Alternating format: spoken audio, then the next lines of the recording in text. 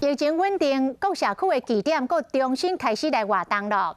台南市嘉里区的漳州社区特别规划着行路赶野的运动课程，要来训练着长辈者骹手四肢的肌肉，培养着勇健身体。一来到嘉里漳州社区的公园，会使看到有真侪老大人伫行路，看一个真会使发现讲因手拢有举拐啊，这是社区特别规划的课程。因为这段时间，真侪老大人敢会使伫厝内透过这个课程，互因重新去运动一下。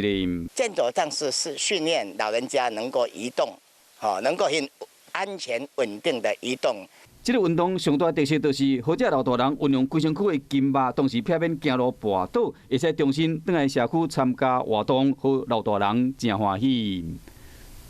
迄个三个月、3、4个月无出来吼，感觉伫因厝足无聊的，出来真活动感觉足欢喜足好。疫情安尼怎啊近2月外日拢无出来啊？最近较搁开放，较搁出来的。无遐老人到因厝拢，若无倒的，就是坐拢困规日。